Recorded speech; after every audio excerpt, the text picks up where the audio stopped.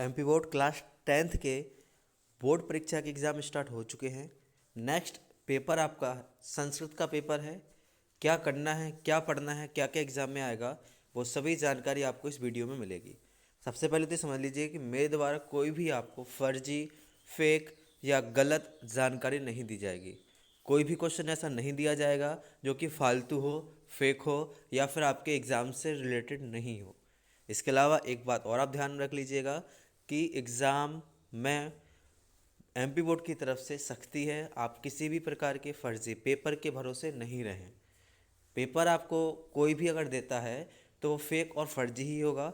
सरकार की तरफ से इतने प्रबंध किए गए हैं कि अगर वो फर्जी पेपर वाला भी सरकार की निगरानी में आता है तो उसे भी सज़ा दी जाएगी। अभी आप जो जानकारी मैं यहाँ दे रहा हूँ उसको आप ध्यान से कर लीजिए। ये आपका ब्लूप्रिंट पैटर्न रहेगा 2024 के बोर्ड पेपर का। बोर्ड ने अभी जानकारी दी है कि जो पैटर्न आपका पिछले साल आया था वही पैटर्न पर इस साल आपके एग्ज़ाम लिए जाएंगे। हुआ क्या है कि बोर्ड अब एनसीईआरटी से सीबीएसई की तरफ बढ़ रहा है, इसलिए वह ब्लूप्रिंट नेक्स्ट ईयर से नहीं देगा। अभी आप ये ध्यान से देख लीजिएगा है क्या, कैसा क्या करना है। अभी तो थोड़ा सा आप इसमें देखिए, लास्ट में 4 नंबर का निबंध है, पत्र लेखन है 4 नंबर का, आपत्ति गद्यांश 4 नंबर का। इसके अलावा ये आपके 3 आएंगे गद्यांश या पद्यांश समझ लीजिए। इसी में से छांट के आपको क्वेश्चन आंसर देने हैं। तो इन्हीं में से केवल आपको ये निबंध और एप्लीकेशन सीखनी है। निबंध कितना सीखना है, एप्लीकेशन कितनी सीखनी है, वो सब आपको इस वीडियो में मिल जाएगी। कहीं भी जाने की कोई ज़रूरत नहीं है। इनको करने के बाद आपको एक श्लोक एग्ज़ाम में आएगा 2 नंबर का, तो केवल एक श्लोक करना है। इसके बाद आपका शब्द रूपाणी अव्यय 4 नंबर के शब्द रूपाणी आएंगे, 2 नंबर के अव्यय आएगा। तो ये सब ब्लूप्रिंट में यहाँ पर लिखा है, आप देख सकते हैं। हम बात करते हैं क्वेश्चन की, कौन से क्वेश्चन इंपॉर्टेंट है या कैसे क्वेश्चन एग्जाम में आ सकते हैं। तो चलिए देखते हैं आगे। ये आपके क्वेश्चन आंसर रहेंगे। आपके एग्जाम में 6 क्वेश्चन आपके सिलेबस से आने हैं। केवल एक एक लाइन वाले 6 क्वेश्चन ही आपके आएंगे। तो जो भी आपके प्रीवियस ईयर क्वेश्चन है 2022 के और 23 के, आप उनको रेडी कर लीजिए।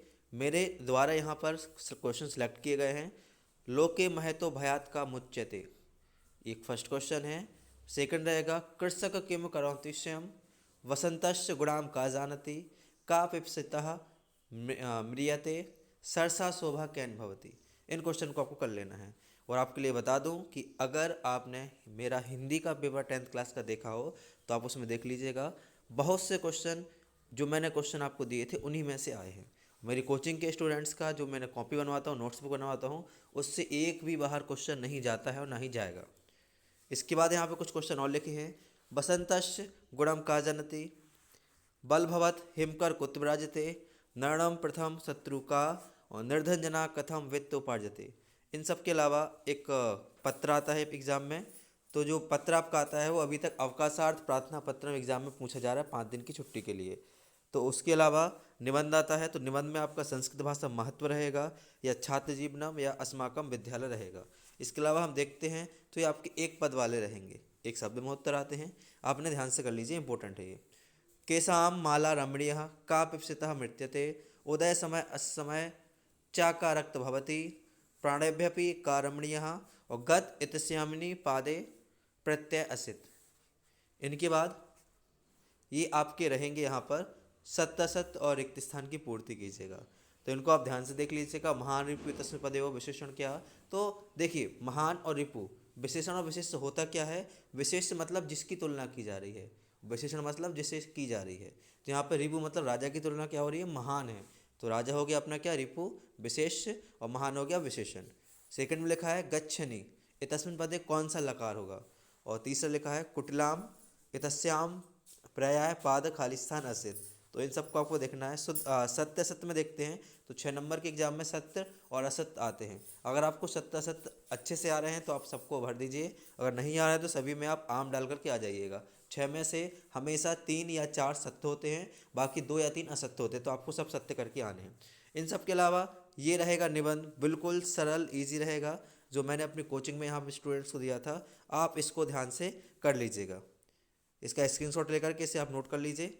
बाकी एप्लीकेशन की बात करते हैं तो ये है एप्लीकेशन, बिल्कुल इजी एप्लीकेशन है। ठीक है, मेरे एक स्टूडेंट्स ने दी थी, मैंने ही लिखवाई थी। तो आप इसको भी ध्यान से कर लीजिए। बाकी किसी भी फर्जी फेक पेपर के भरोसे मत रहिएगा। मुझसे जुड़ें, बिल्कुल 100% श्योर जानकारी आपको मिलेगी।